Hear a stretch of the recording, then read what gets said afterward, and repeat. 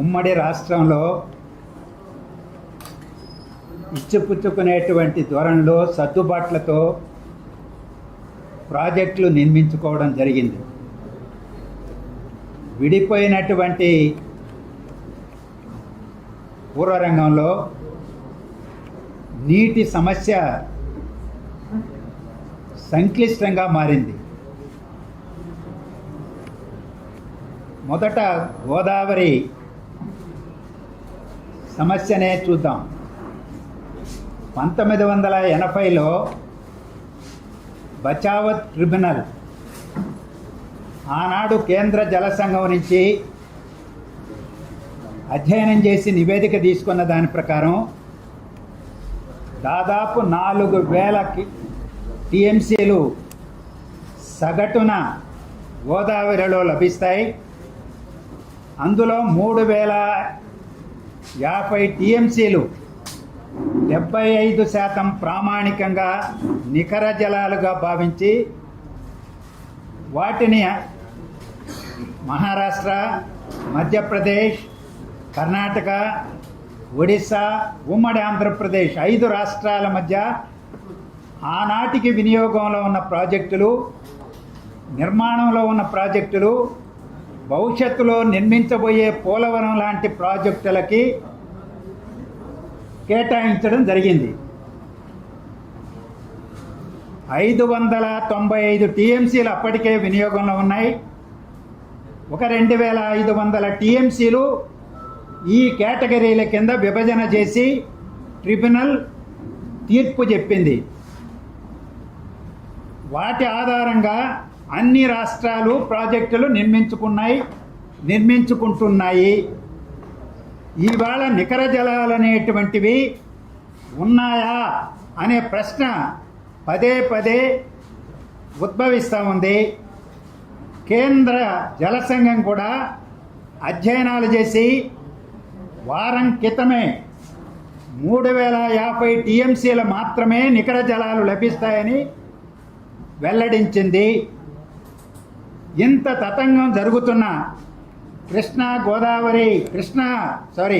గోదావరి యాజమాన్య బోర్డు కూడా ప్రకటించిన నేపథ్యంలో చంద్రబాబు నాయుడు గారేమో 3000 క్యూసెక్కుల నీళ్లు, 3000 టీఎంసీల నీళ్లు సముద్రంలోకి వెళ్ళిపోతున్నాయి అని అంటారు పదే పదే.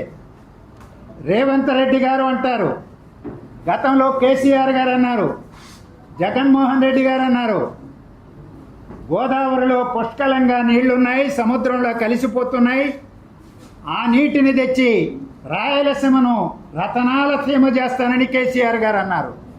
మీకు జస్ట్ గుర్తు చేస్తున్నా, వాటిని తీసుకెళ్లడానికి యువనాయకుడు జగన్మోహన్ రెడ్డి గారితో కలిసి స్కీమును తయారు చేస్తున్నామని చెప్పారు. ఆ స్కీమే ఈ స్కీమ్ అని పెద్దలు ప్రస్తావన చేశారు. అలాగే ఈరోజు నిజమైన నీళ్లున్నాయి, కిందికి వెళ్తున్నాయి, మాకొక 1000 టీఎంసీలు గోదావరిలో ఇచ్చేయండి, మీ ఇష్టం వచ్చినట్టు మీరు నీళ్లు తీసుకెళ్ళండి అని రేవంత్ రెడ్డి గారు బహిరంగంగా ప్రకటన చేశారు. మంత్రివర్గ నిర్ణయంగా కూడా చెప్పారు. కేంద్ర ప్రభుత్వం దగ్గరికి వెళ్ళి చెప్పారు, కృష్ణాలో 500 టీఎంసీలు ఇవ్వండి అని డిమాండ్ చేస్తున్నారు. మేము అడుగుతున్నాం, గోదావరిలో నికర జలాలు ఉన్నాయా? చంద్రబాబు నాయుడు గారు, రేవంత్ రెడ్డి గారు ముందు నిర్ధారణ చేయండి. ఎక్కడో ధవళేశ్వరం దగ్గర ఎప్పుడో వరదలప్పుడు ఒక 20 రోజులు 30 రోజులు నీళ్లు పోతే ఆ నీటినంతా ఎవరు లెక్క కట్టారు అని అడుగుతున్నాం మేము. వాళ్ళ పైన నిర్మిస్తున్నటువంటి ప్రాజెక్టులని తెలంగాణలో, ఛత్తీస్గఢ్లో అన్ని చోట్ల నిర్మిస్తే పోలవరం నిర్మాణం పూర్తి చేసుకుని నీటిని నిల్వ చేయడం మొదలు పెడితే ఆ నీరు కిందికెళ్తుందా, ఎంత నీరు వెళుతుందో చెప్పగలరా అని అడుగుతున్నాం మేము. ప్రాజెక్టుల్లో నిర్మాణం జరుగుతున్నటువంటి పూర్వరంగంలో లేని రగడ సృష్టించడానికి మాత్రమే ఈ సమస్య దోహదపడుతుంది. రెండవది, కృష్ణాలో నీళ్లు లేవు అంటున్నారు. గడచిన 10 సంవత్సరాల గణాంకాలు తీయండి మీరు. ప్రతి సంవత్సరం సగటున 500 టీఎంసీలు సముద్రంలోకి వెళుతున్నాయి. తుంగభద్రలో 215 135 టీఎంసీల నిల్వ సామర్థ్యంతో నిర్మిస్తే కేవలం 100 టీఎంసీలే నిలబడుతున్నాయి. మిగిలిన నీళ్లన్నీ కిందికి వస్తున్నాయి.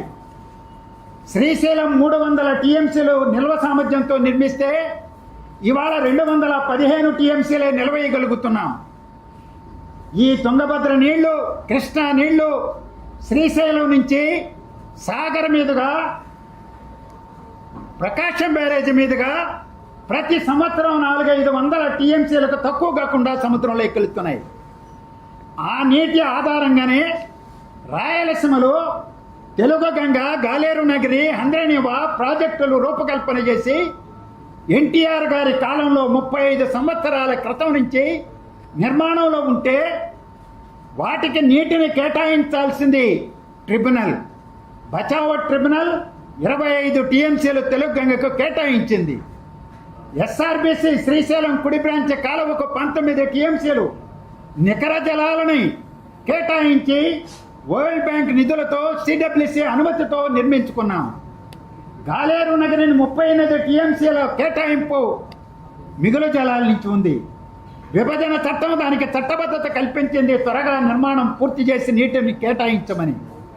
మరి ఈ ప్రాజెక్టులన్నింటికి నిర్మాణం పూర్తి చేసి నీటి సమస్యను కృష్ణా నది జలాలతోనే శ్రీశైలం మీదుగా, గ్రావిటీ మీదుగా, సహజ ప్రవాహం మీదుగా నీళ్ళిచ్చే ఏర్పాటు పోతిరెడ్డిపాడు 44,000 క్యూసెక్కులతో విస్తరించారు.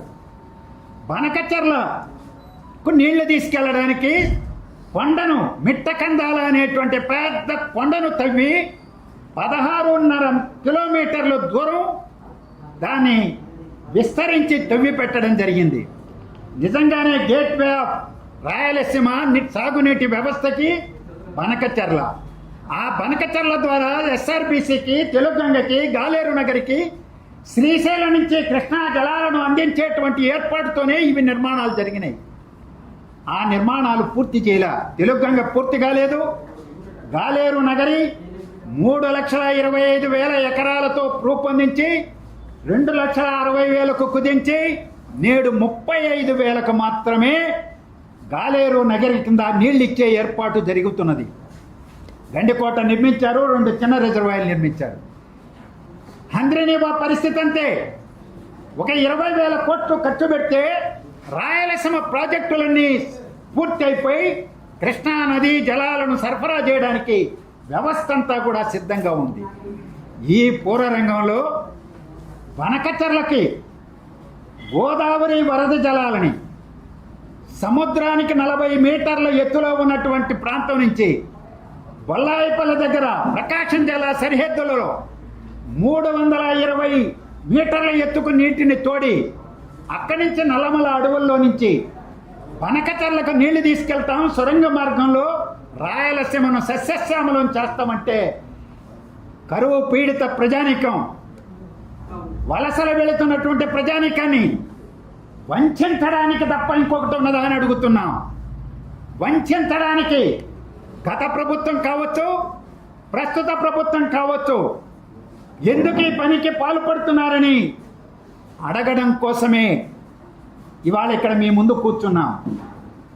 మేం చెప్పేది గోదావరిలో వరద నీటిని చివరి రాష్ట్రం మనం వాడుకోవాల్సిందే, ఆ హక్కు మనకు స్వేచ్ఛ ఉన్నది. ఆ స్వేచ్ఛను ఉపయోగించుకొని పోలవరం నుంచి గోదావరి వరద నీటిని హయ్యర్ లెవెల్లో పులిచింతల కింద వైకుంఠాపురం దగ్గర నుంచి నది దాటించి బొల్లాయిపల్లికి తీసుకెళ్ళి సోమశిలకి గ్రావిటీ మీద తీసుకెళ్ళచ్చు.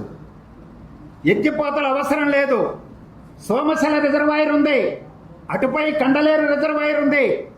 తిరుపతి వరకు నీటిని తీసుకెళ్లొచ్చు. తెలుగు గంగ, గాలేరు నగరి చివరి భూములకు నీళ్లు అందించవచ్చు. సోమశిల కింద ఆయకట్టుకు స్థిరీకరణకు ఇవ్వచ్చు.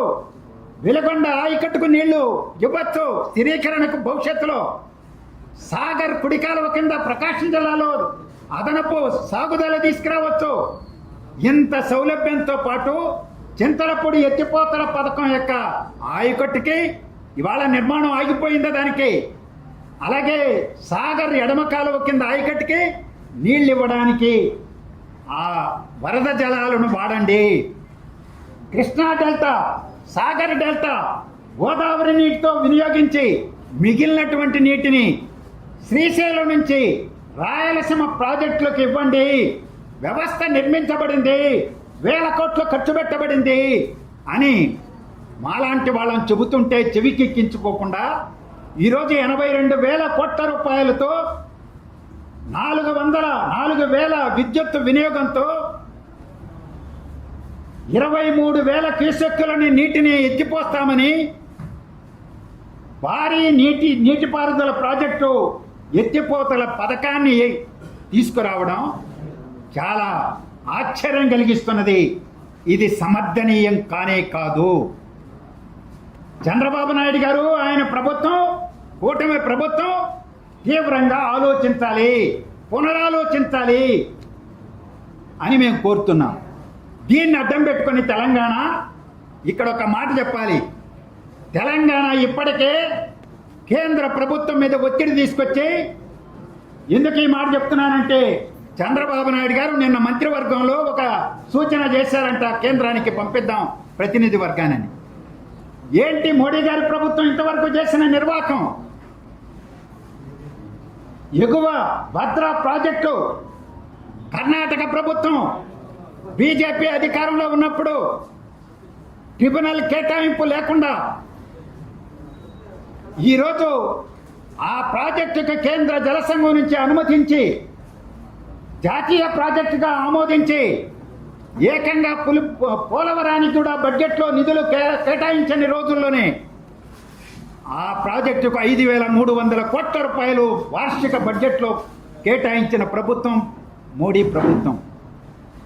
తెలంగాణ ఎన్నికలకు ముందు తెలంగాణ వాళ్ళు బచావ్ ట్రిబ్యునల్ తీర్పును కేటాయింపులను తిరగడదోడమంటే తల ఊపి తెలంగాణలో రాజకీయ ప్రయోజనాల కోసం బ్రిజేష్ కుమార్ ట్రిబ్యునల్ గడువును పొడిగించి ట్రిబ్యునల్కి అప్పజెప్పింది. ఈరోజు ట్రిబ్యునల్ ముందు తెలంగాణ ప్రభుత్వం చేస్తున్న వాదనలు 1-2 మాత్రమే నేను ప్రస్తావిస్తా. గాలేరు నగరి, లేకపోతే తెలుగంగ ప్రాజెక్టులు, హంద్రీనేవా ప్రాజెక్టు, వెలుగొండ ప్రాజెక్టు, ఆ మిగులు జలాల ఆధారంగా నిర్మిస్తున్న ప్రాజెక్టులు పెన్నా బేసిన్లో ఉన్నాయి. కృష్ణా నీటిని ఇవ్వడానికి వీల్లేదని తెగేసి వాదిస్తున్నాయి. నాగార్జున సాగర్ కుడి కాలువ, ప్రకాశం జిల్లాకు సంబంధించిన భాగాలు అవి కూడా గుండ్లకమ్మ బేసిన్లో ఉన్నాయి, కృష్ణా బేసిన్లో లేవు, దానికి నీటిని ఇవ్వడానికి వీల్లేదని చెబుతున్నారు. కృష్ణా డెల్టా కింద ఇవాళ చీరాల వరకు నీళ్ళు వెళ్తాయి, ఆ భాగాలన్నీ కూడా కృష్ణా బేసిన్లో లేవు, నీటిని కట్ చేయండి అని చెప్తున్నారు. అంటే పురాతనమైనటువంటి Krishna delta, Nagarjuna Sagar, KC canal, tribunal కేటాయించినటువంటి బచావ్ ట్రిబ్యునల్ 1973లో కేటాయించిన నీటిని కూడా ఇవాళ రద్దు చేసి ఆ నీటి అంతా తెలంగాణకి ఇవ్వాలని అడ్డగోలుగా డిమాండ్ చేస్తామన్నారు. మిగులు జలాల ప్రాజెక్టులకు నీళ్ళు ఇవ్వకూడదు, బచావ్ ట్రిబ్యునల్ కేటాయింపులను తిరగదోడి మాకు ఇచ్చేయాలి, అందుకనే కృష్ణాలో 500 టీఎంసీలు మాకు కావాలంటాడు ముఖ్యమంత్రి గారు. రేవంత్ రెడ్డి గారు, హరీష్ రావు గారు ఇంకొక అడుగు ముందుకేసి 763 టీఎంసీలు కావాలంటారు.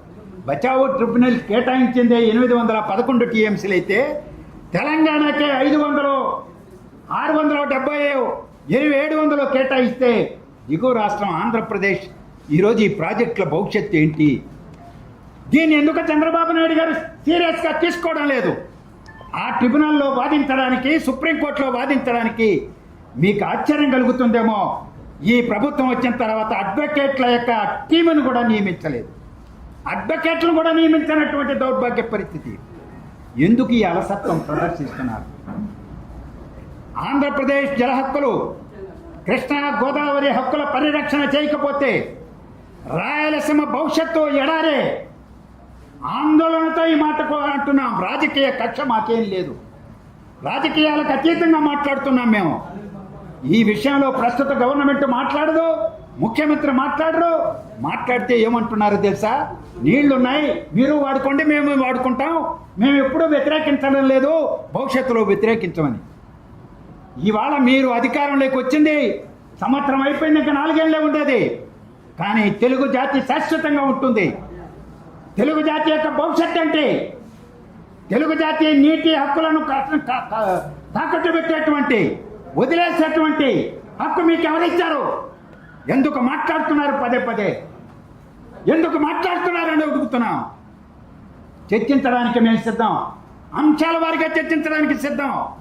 రాయలసీమ ప్రాజెక్టులు ఏ తీరులో ఉన్నాయి, ఉత్తరాంధ్ర ప్రాజెక్టులు ఏ తీరులో ఉన్నాయి, కృష్ణా జలాలు ఏంటి, గోదావరి జనాలు ఏంటి అనేటువంటిది చర్చించడానికి సిద్ధం. ముఖ్యమంత్రి గారు ఇంటర్వ్యూ ఇవ్వాలని కోరుతున్నాం, గతంలో కోరాము, ఇప్పుడు కూడా